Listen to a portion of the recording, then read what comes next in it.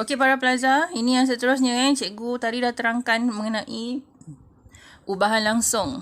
Macam mana nak buktikan bahawa pemalar yang diberi kepada awak tu ubahan langsung atau bukan. Maksudnya awak boleh tentukan melalui kaedah graf.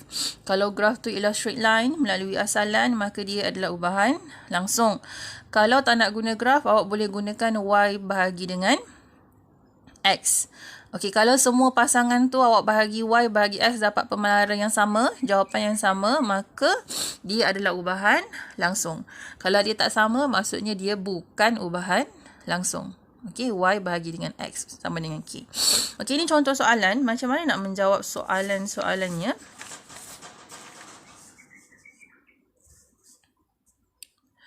Okey, yang pertama, diberi P sama dengan 32.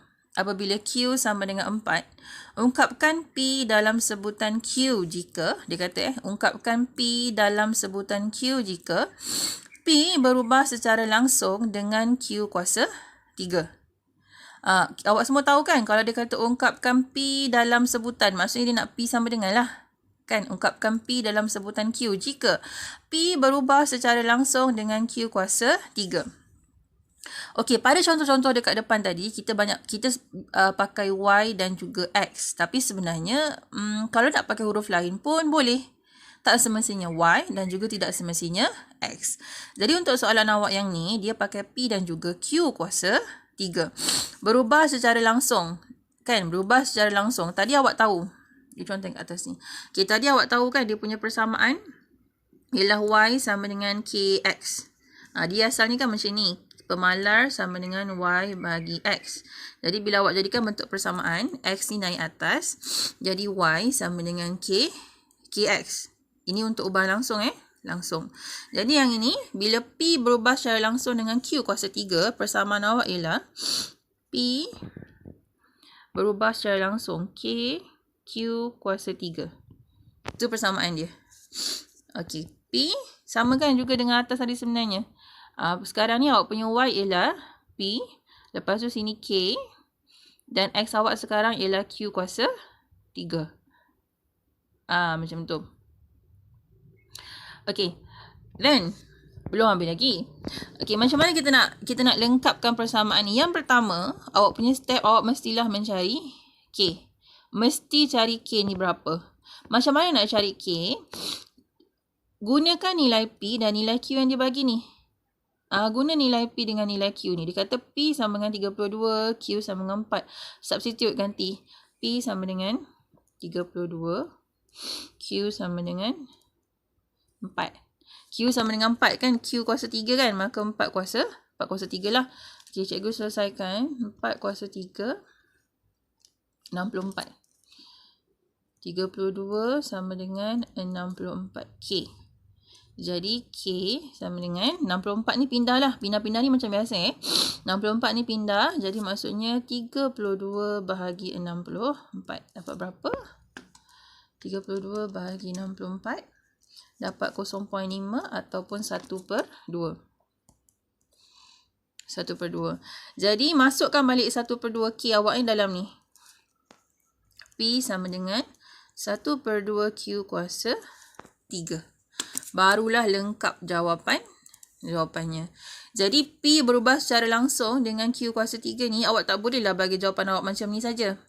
Belum siap lagi ni, tak betul lagi. Awak kena tahu K awak tu berapa. Macam mana nak cari K? Biasanya soalan tu mesti bagi. Yang sini berapa, yang ni pun berapa. Awak masukkan, kira macam biasa. Dapat jawapan, substitute semula. Jadi ini jawapan last. Okey. Kemudian yang ni.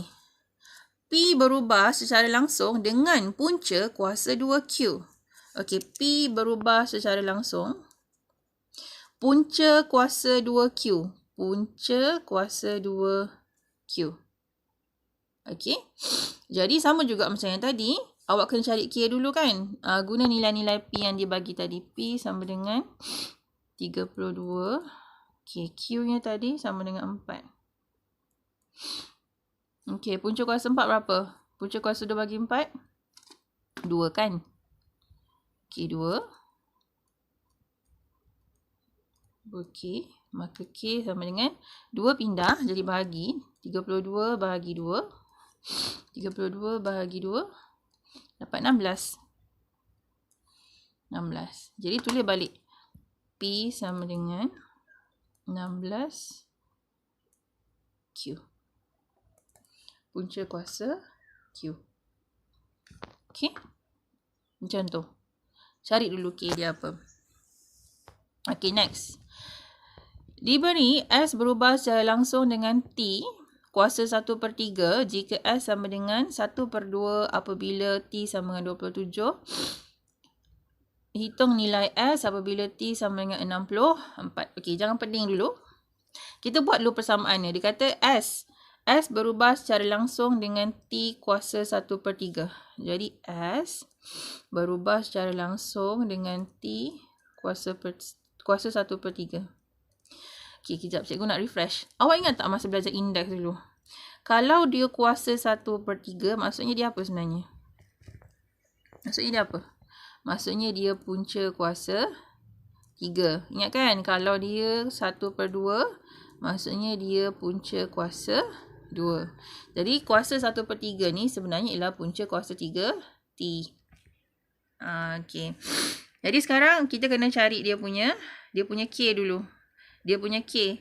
Macam mana nak cari K? Tengok ni dia bagi kan. S sama dengan 1.2 dengan T sama dengan 27. Masuklah.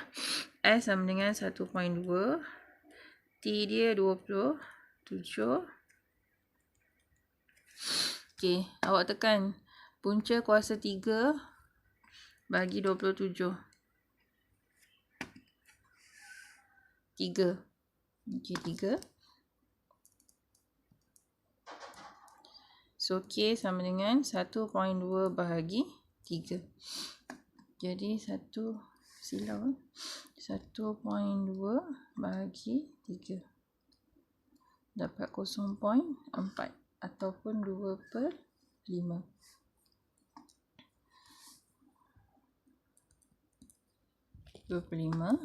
Jadi, cikgu tulis balik S sama dengan 2/5 T kuasa 1/3. Okey, tapi ni belum habis . Yang ni belum habis. Bezanya ialah soalan atas tadi dia suruh awak ungkapkan P dalam sebutan Q ni. Ungkapkan P dalam sebutan Q apabila P berubah secara langsung dengan Q kuasa 3. Yang ni dia kata hitung nilai S apabila T sama dengan 64. Jadi step pertama dia mesti cari K dulu. Dah dapat K ni nanti. Kemudian barulah awak cari S tu. Jadi cikgu masukkan balik . Tadi K tu 2/5 kan. Okey, T nya berapa? T nya ialah 64. 64.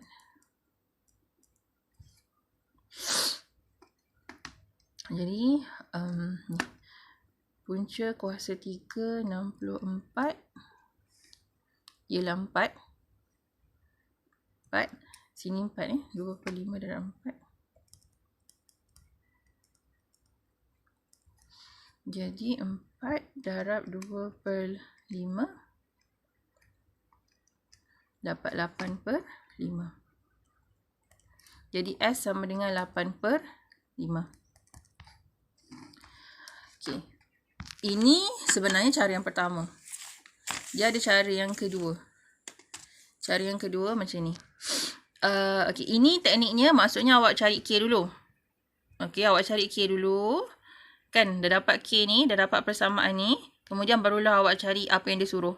Dalam soalan ni dia suruh awak cari S. S apabila T sama dengan 64. Jadi, awak punya T tu letak dalam 64. Lepas tu awak kira lah. Kira dapat 8/5. Satu lagi cara ialah awak boleh guna Y per X awak tadi. Ini kan ubahan langsung kan? Okey, boleh guna Y per X. Kita tahu kalau ubahan langsung ni awak bahagi Y dengan X, semua set pasangan tu akan dapat jawapan yang sama. Betul tak?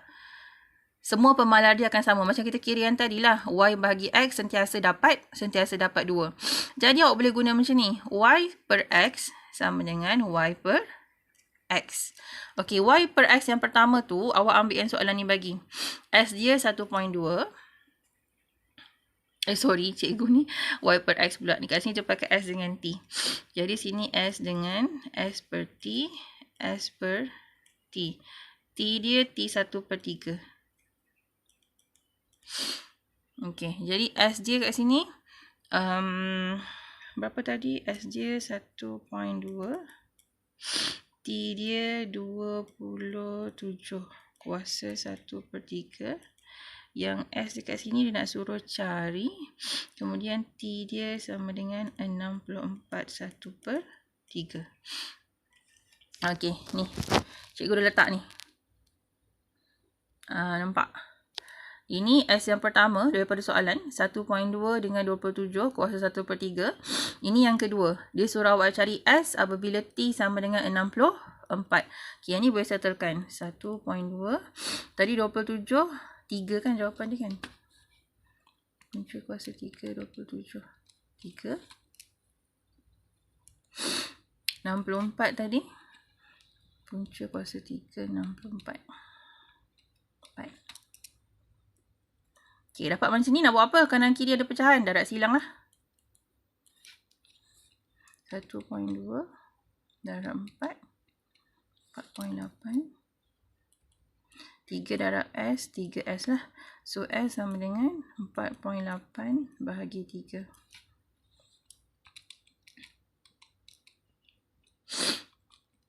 .5.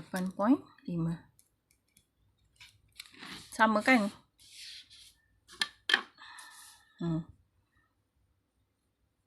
Sama je jawapan dia.